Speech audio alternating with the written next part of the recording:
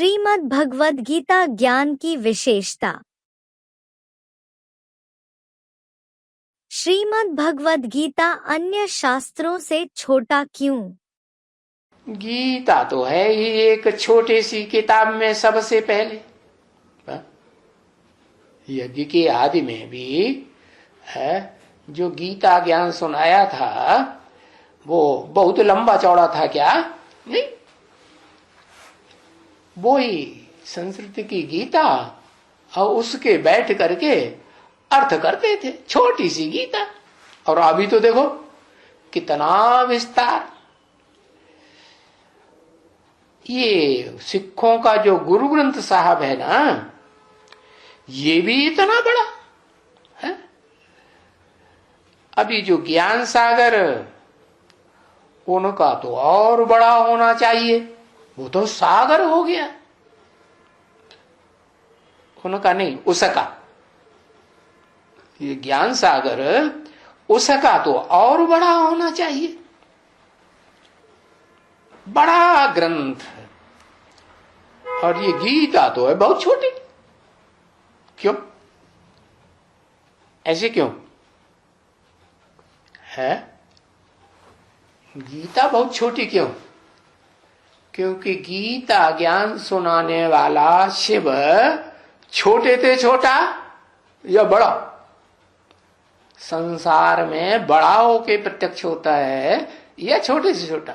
अति सूक्ष्म। तो उनकी गीता भी अति सूक्ष्म। फिर देखो भक्ति मार्ग में वो व्यास ने लिखा बड़ा बड़ा लंबा चौड़ा ग्रंथ, कौन सा, क्या नाम है? महाभारत। वो भी पहले तो 4000 श्लोकों का ही बताते हैं, फिर बाद में कितना बड़ा लिख दिया, 1,00,000 से श्लोक ज्यादा हो गए। पूरा बड़ा हाल भर जाता है महाभारत से। तो देखो यादगार में भक्ति मार्ग में आज भी गीता लॉकेट बनाते हैं, छोटा छोटा लिखते हैं। और लॉकेट माने वो होती है ना ताबीज, हो गले में पहन लेते हैं। पढ़ाने वाला ऊंचे से ऊंचे है तो पढ़ाई भी ऊंचे है। परंतु यहाँ कोई बड़ी यूनिवर्सिटी आदि नहीं है। इनका नाम ही है गीता पाठशाला। और पाठशाला तो बहुत छोटी भी होती है। कहते हैं ना गीता पाठशाला। उन गीता पाठशालाओं की यादगार में सारे भारत में गांव गांव शहर शहर में गीता मंदिर बने हुए हैं।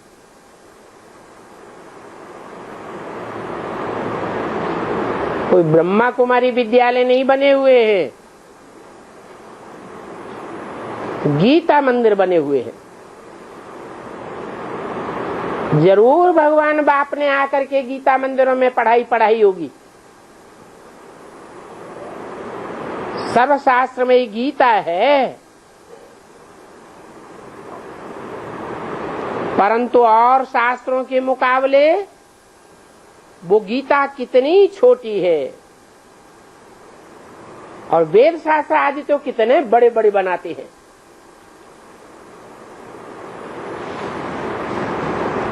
महाभारत का शास्त्र इतना बड़ा बनाया है कि कोई एक आदमी उसे उठाए भी नहीं सकता है। गीता बहुत छोटी बनाते हैं। इन सभी बातों को अभी तुम बाप के द्वारा समझ गए।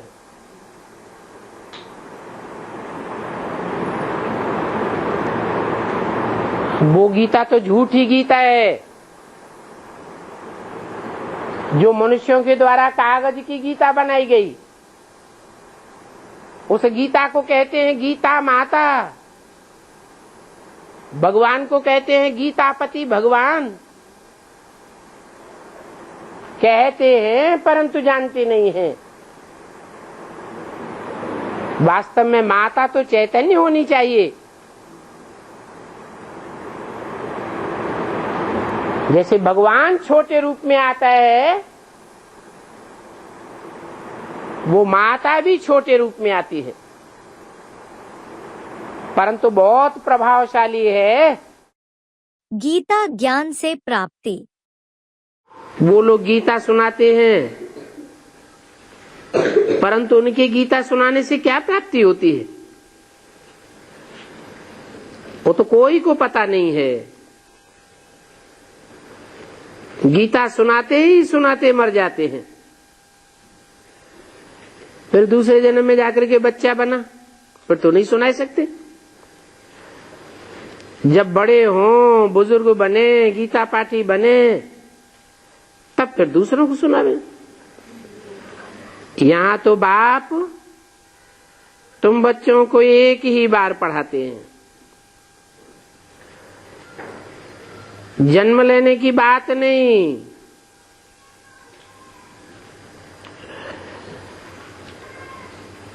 क्योंकि शरीर छोड़ा फिर तो गीता सुनाने पढ़ाने की होती नहीं। अभी तो तुम जानते हो कि इस शरीर में विराजमान है, जब तक इस शरीर में विराजमान होकर की गीता सुनाते हैं, फिर तो गीता ज्ञान अमृत देने की दरकार ही नहीं रहेगी। क्योंकि बाप के रूप में एक ही बार शांति धाम से आकर के गीता ज्ञान देते हैं, फिर चले जाते हैं। तो मनुष्य नहीं जानते कि प्राचीन माना कब, क्योंकि कल्प की आयु लाखों वर्ष कह देते हैं। भारत का प्राचीन ज्ञान और योग तो साफ चाहते हैं, जिससे भारत स्वर्ग बनता है। किससे बनता है भारत स्वर्ग? प्राचीन राजयोग और ज्ञान से। अब तो भारत बहुत सुखी है। पहले सूर्यवंशी राज्य था, अब नहीं। फिर उनको याद करते हैं कि वो राजयोग किसने सिखाया, वो ज्ञान किसने दिया, ये बात नहीं जानते। समझते हैं गीता में जो ज्ञान दिया गया है वो कृष्ण ने दिया होगा। कौन समझते हैं? ये बातें भी कौन समझते हैं? पहले भारत में ये जो संस्कृत की गीता लिखी हुई है, उसमें तो गीता का भगवान कृष्ण ही माना गया है। लेकिन वो तो ब्रॉड ड्रामा हो गया। उसकी शूटिंग कहाँ होती है? ये रिहर्सल करने वाले कौन? जिन्होंने ये शूटिंग की, रिहर्सल की, गीता का भगवान कृष्ण है, साकार है, निराकारी स्टेज वाला नहीं है। ये फाउंडेशन कहाँ पड़ता है? किनके द्वारा पड़ता है? ये फाउंडेशन हम ब्राह्मणों की दुनिया में ही पड़ता है। जब तक ब्राह्मणों की ही बुद्धि में ये बात नहीं बैठी है कि गीता का भगवान कौन, गीता माता कौन चैतन्य में, और गीता पति भगवान कौन चैतन्य में, तब तक बाहर की दुनिया वालों की बुद्धि में ये बातें बैठ सकती है कि गीता का भगवान कृष्ण नहीं है, निराकार शिव है। निराकार शिव को भी नहीं समझते हैं। निराकार शिव का मतलब ये नहीं बिंदु, वो बिंदु तो कुछ करता नहीं है जब तक बिंदु रूपी स्टेज में। वो बिंदु जब तक साकार में ना आए और निराकारी स्टेज को प्रत्यक्ष न करे, तब तक वो संसार में परमात्मा बाप बनकर के प्रत्यक्ष भी नहीं होता है। तो वो निराकार, निराकार का मतलब सिर्फ बिंदु नहीं है, उसका गहरा अर्थ ये है निराकारी स्टेज वाला। धर्म पिताएं भी निराकारी स्टेज वाले होते हैं। उनके चित्र को देखो, चेहरे को ध्यान से देखो, गुरु नानक को देखो, बुद्ध को देखो, क्राइस्ट को देखो, निराकारी स्टेज चेहरे से झलकती है ना। वो तो है धर्म पिताएं।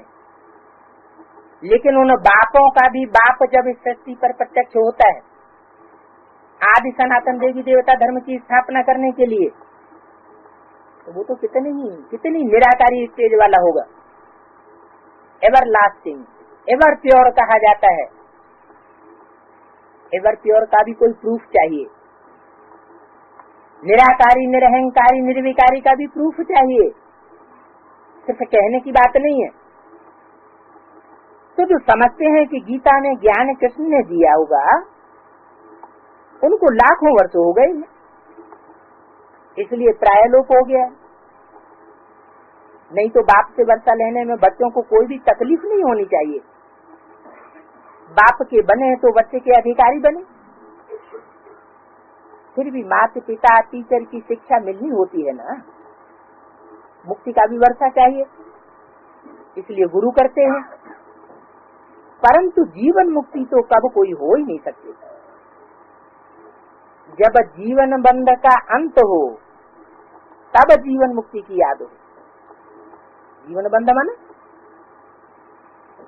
जीवन है लेकिन बंधा हुआ जीवन है। कैसे बंधा हुआ है? जन्म का दुख, बुढ़ापे का दुख, बीमारियों का दुख, मरण का दुख। ये जन्म जरा मरण का दुख शरीर के साथ बंधा हुआ है, तो कहेंगे जीवन मुक्ति, जीवन बंधन। ये तीनों ही बंधन से परे हो जाए जीवन में रहते हुए, जीवन मुक्ति की आदि ही तभी हो सकती है जब जीवन मुक्ति देने वाला आवे। मनुष्यों ने सिर्फ सुना है कि सेकंड में जीवन मुक्ति अथवा सेकंड में रावण राज्य से राम राज्य, पतित से पावन, परंतु कैसे वो तो जानते ही नहीं। उन ब्राह्मणों की झूठी गीता है, क्योंकि वो कहते हैं श्री कृष्ण भगवान वाच। अब श्री कृष्ण तो भगवान हो नहीं सकता, कृष्ण को तो देवता कहा जाता है, भगवान कैसे कह दिया? देवताएं 16 कला संपूर्ण होते हैं, देवताओं को कलाओं में बांधा जाता है, भगवान तो कलातीत है, भगवान को कलाओं में थोड़ी ही बांधा जा सकता है। तो देवताओं में दैवी गुण होते हैं, भगवान में दैवी गुण नहीं होते हैं। देवताओं के गुण अलग और भगवान के गुण अलग। देवताओं को तो इन आंखों से देखा जाता है, शिव के मंदिर में देखेंगे मूर्तियां रखी है,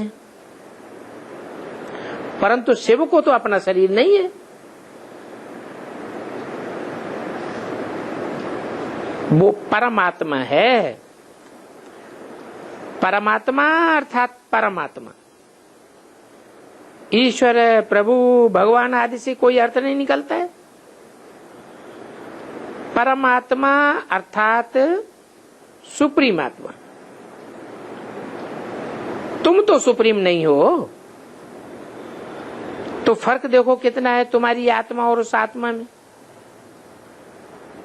तुम आत्मा अभी परमात्मा से सीख रहे हो,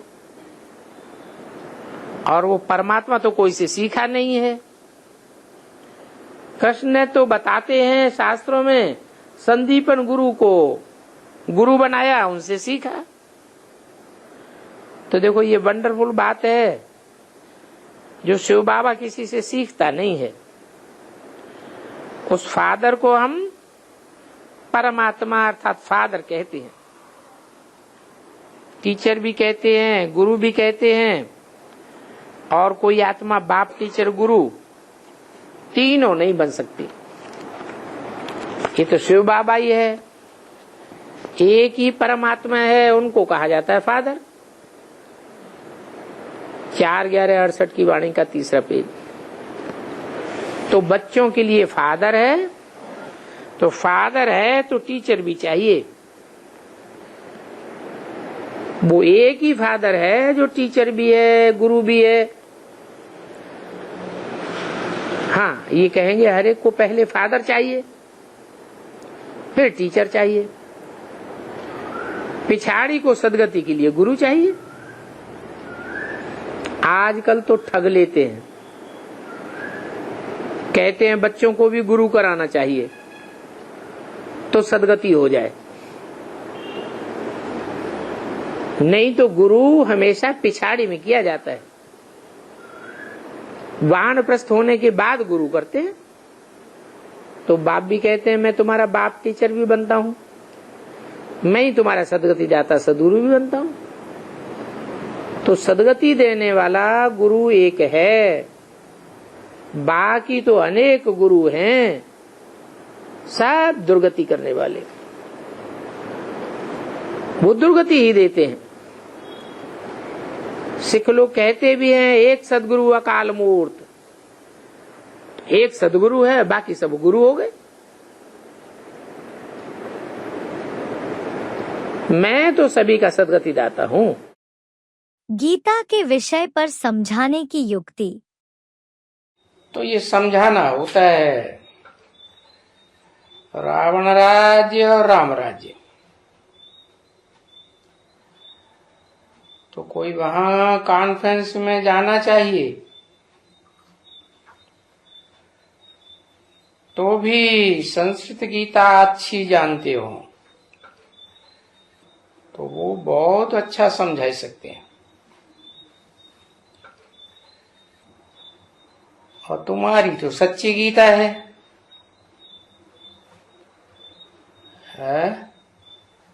और संस्कृत गीता झूठी क्यों? क्योंकि ढेर सारी टीकाएं हो गई, ढेर सारी व्याख्याएं हो गई। तुंडे तुंडे मतिर्भिन्न। यहाँ तो एक सुप्रीम सोल गॉड फादर है जो समझाते हैं।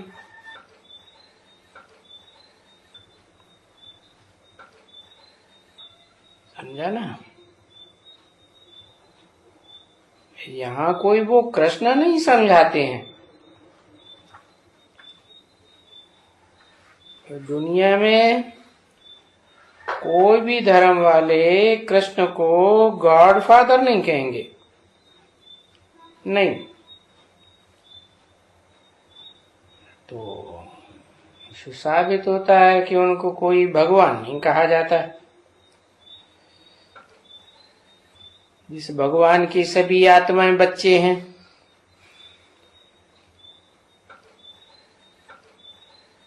वो आत्माएं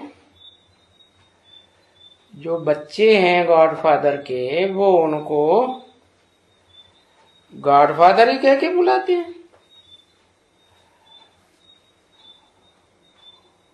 कोई बाप को थोड़े ही बुलाते हैं या धर्म पिता को थोड़े ही बुलाते हैं। जिस्म को कभी भी गॉड नहीं कहा जा सकता है। एक अज भूल है जिस भूल के कारण सारी दुनिया भूली हुई है, हैं? वो भूल है गीता का भगवान बच्चे को बता दिया। जिस बच्चे की पूजा करते हैं, कृष्ण बच्चा, पूजा तो पवित्र की जाएगी ना, है? जिसमें पवित्रता नहीं होती है वो तो राक्षस कहे जाते हैं, हैं? जो कर्मेंद्रियां है ना, उन कर्मेंद्रियों का राक्षसी कर्म करते हैं, जैसे कामेंद्रिय। तो जो हिंसक हैं उनको बताया कि सारी सृष्टि हिंसक बनाई दी। तो बच्चों को बताया कि तुम्हें आज की दुनिया के जो गद्दी नशीन है, चाहे समाज में, चाहे धर्म क्षेत्र में, चाहे राज्य क्षेत्र में, गद्दियों पर बैठे हुए हैं। वो तुम्हारे पास हमारे अहंकार के नहीं आ रहे, दे अहंकार चढ़ा हुआ है। तो पहले पहले तुम उनको ये भूल जाके बताओ, क्या गीता खंडन की हुई है। कैसे खंडन कर दी? गीता जिसमें राजयोग का ज्ञान है, राजाई कैसे प्राप्त होती है, इस ज्ञान से वो राज भरा हुआ है। क्या राजाई? दुनिया में जो राजाइयां चली हैं वो राजाइयां तो हिंसक युद्ध करके उन्होंने राजाइयां प्राप्त की हैं, लेकिन भगवान इतनी ऊंची चीज हिंसा करना थोड़ा ही सिखाएगा। तो ये भूल जाकर बताओ कि भगवान ने तो जो राजयोग की बात सिखाई थी वो हिंसा की बात नहीं सिखाई है। वो तो ये बताया है गीता में, कामेश क्रोधेश रजोगुण समुद्भव। ये काम और क्रोध जो हैं ये रजोगुण से उत्पन्न होते हैं, और रजोगुण देवताओं में नहीं होता, सात्विक गुण प्रधान होता है उनमें। तो ये जो कृष्ण का नाम डाल दिया है वो तो बच्चा है, भले 16 कला संपूर्ण पवित्र है, हैं? तो उस पवित्र की पूजा होती है, बड़े कृष्ण की तो पूजा नहीं होती। क्यों? कहते हैं बड़ा कृष्ण था तो उसको तो 8 पट रानियां थी, 16,000 रानियां थी, ये था वो था, इतने बच्चे थे, तो पवित्र थोड़ा ही रहा।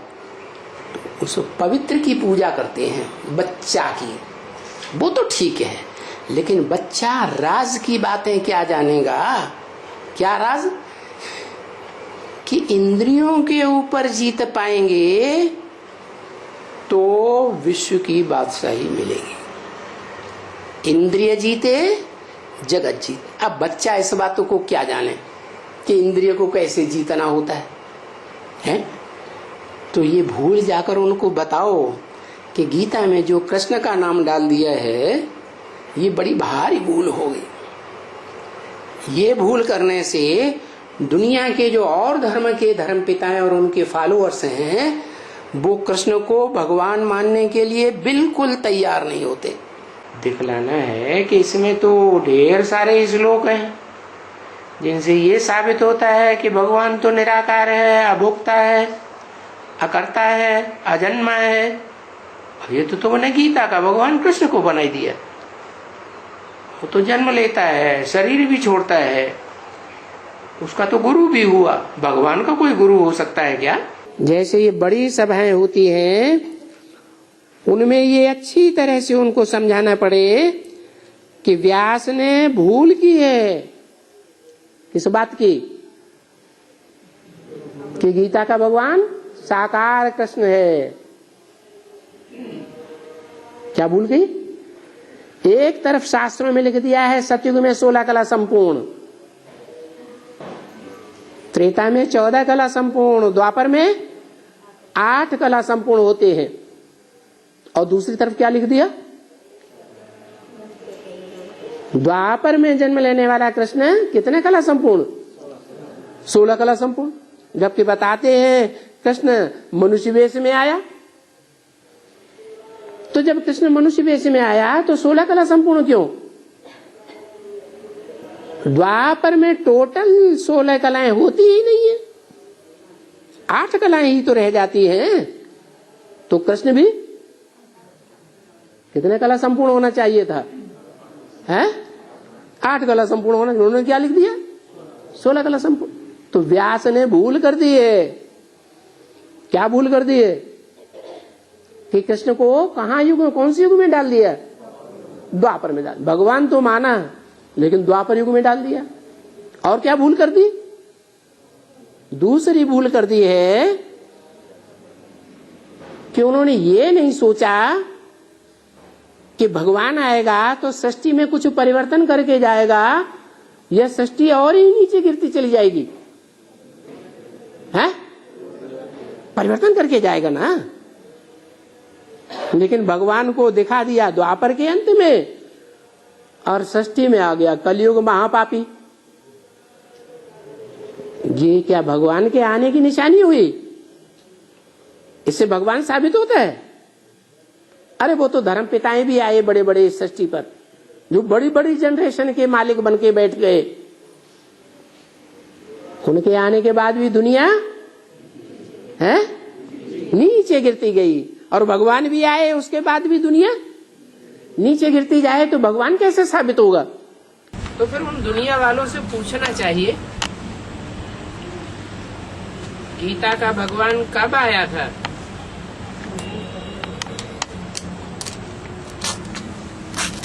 तो दुनिया वाले क्या कहेंगे? कब आया था? द्वापर युग में आया था।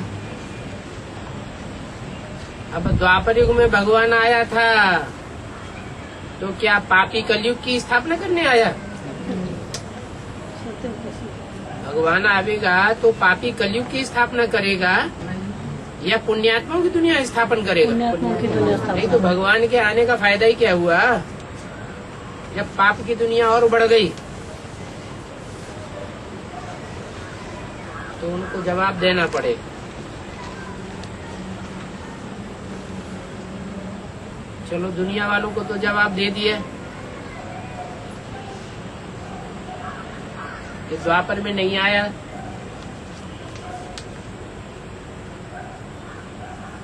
पापी कलयुग की स्थापना नहीं की होगी। फिर प्रश्न उठता है कब आया?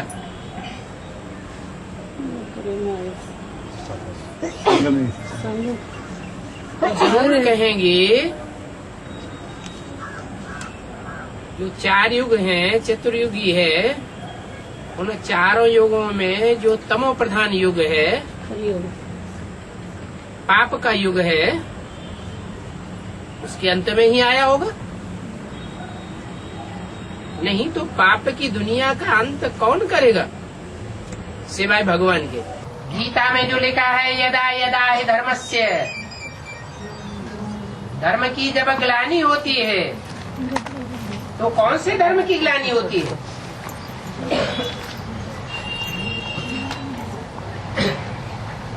और दुनिया में जो भी धर्म है वो तो धर्म के नाम पर पहले से ही अधर्म है, वो धर्म है ही नहीं। वास्तव में जो देवी देवता सनातन धर्म है उसकी ही ग्लानि होती है।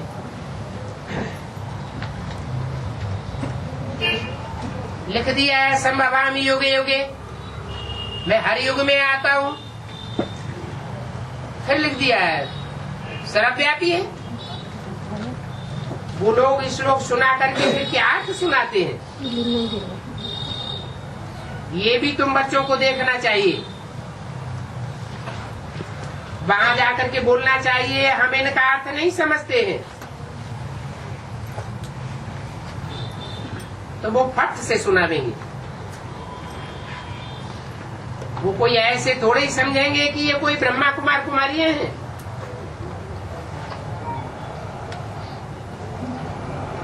करके तुम्हारा सफेद ड्रेस है, परंतु तुम्हारे पर कोई ब्रह्मा कुमारी का छापा थोड़े ही लगा हुआ है। कोई भी पुरुष जाए पूछे तो झट सुनावेंगे। वो लोग क्या अर्थ करते हैं वो मालूम पड़ने से फिर बाबा इसका अर्थ बताएंगे।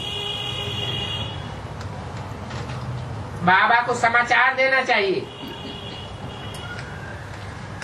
परंतु ऐसा कोई बच्चा नहीं है। ये चिन्मयानंद आदि जाते हैं, सभी तरफ जाते हैं, कहाँ भी जाए सुनाया आना चाहिए। वो तो पूछ भी सकते हैं। इनका अर्थ तो हमने समझा ही नहीं। मनुष्य गीता सुना करके स्वर्ग को नरक बनाए देते हैं।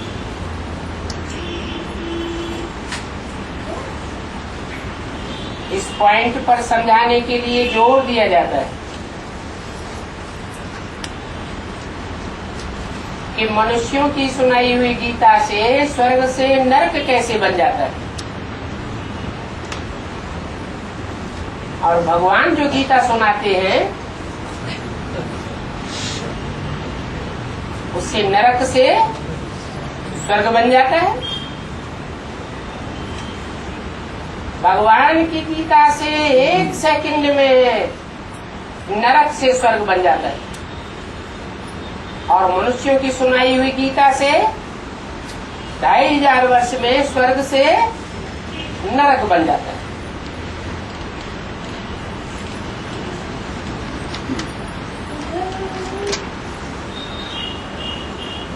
आगे चल करके शायद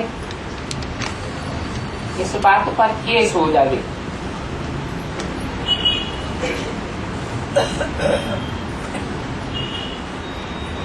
कि गीता जिस भगवान की सुनाई हुई है वो भगवान कोई देहधारी नहीं है, वो तो देह से ऊपर आम रहने वाला है, निराकार है। निराकार ही आकर के जब गीता ज्ञान सुनाते हैं तो मनुष्यों को निराकारी, निर्विकारी, निरहंकारी बनाती है। अभी तुम बच्चे इस पॉइंट पर समझाने की कोशिश कर रहे हो।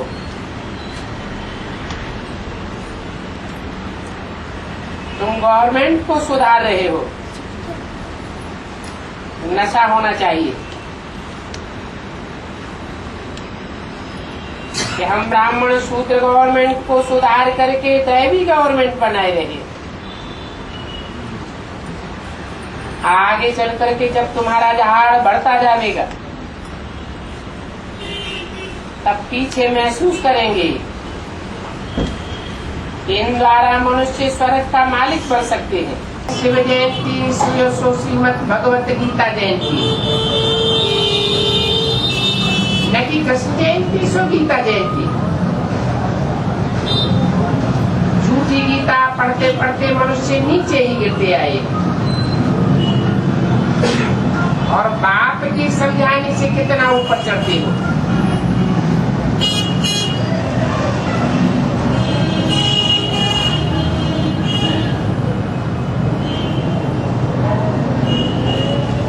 पर कैसे समझावे वो बात निकालिए। तुम सुनावेंगे तो मनुष्य चमकेंगे क्या? कैसे चमकेंगे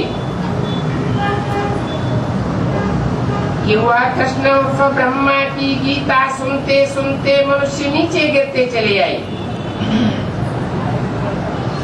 फिर बाप आकर जो समझाने देते हैं उससे बुद्धि कितनी ऊंची चली जाती है।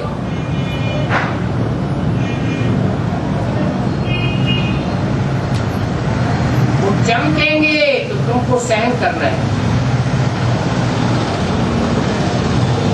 ये युद्ध का मैदान है ना।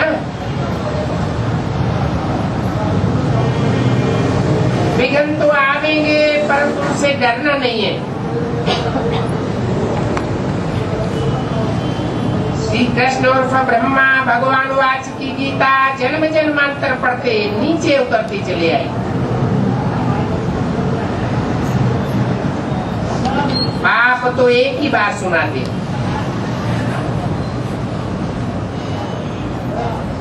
इससे गति सदगति हो जाती। क्राइस्ट ने कौन सा बाइबल रचा जो मुक्ति को पाए? कोई भी मुक्ति को नहीं पा सकते। और मुक्ति को तो तब ही पावेंगे जबकि बाप आवेंगे। आप समान जरूर बनाना है। इस नॉलेज में समझाने वाला बहुत अच्छा चाहिए। दुकान में सब चित्र आदि रख देंगे।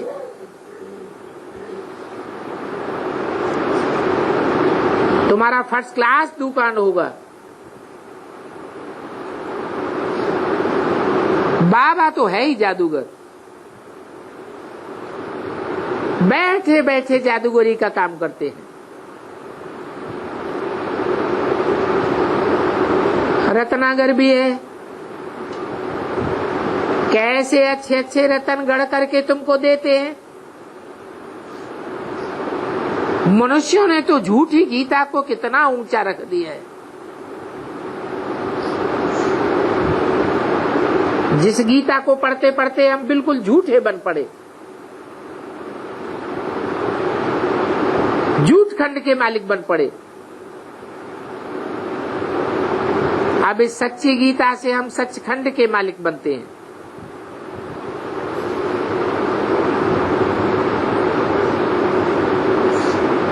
झूठी गीता में गीता का भगवान कृष्ण को डाल दिया है। अभी तुम सच्ची गीता में शिव बाबा को गीता का भगवान साबित करो। इस बात को समझाने के लिए बुद्धि में कितनी मगरूरी चाहिए।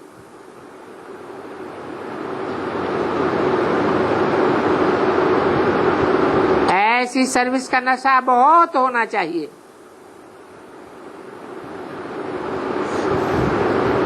सबसे अच्छा ये धर्म का काम है।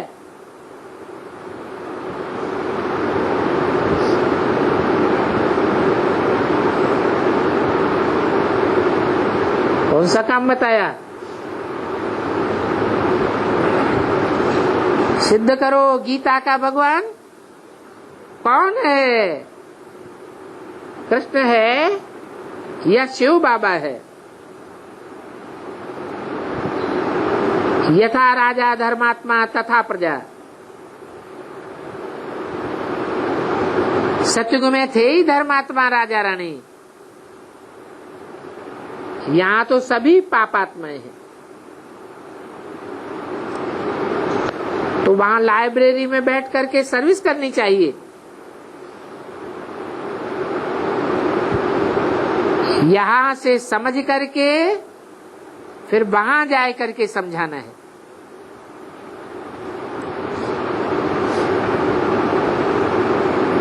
वहां फिर बहुत आवेंगे और धीरे धीरे तुम्हारा नाम बाला होता जाएगा। तुम्हारी नॉलेज तो बिल्कुल क्लियर है, परंतु जब तुम दुकान निकालो तब तो नाम निकले, तब तो लोगों को मालूम पड़े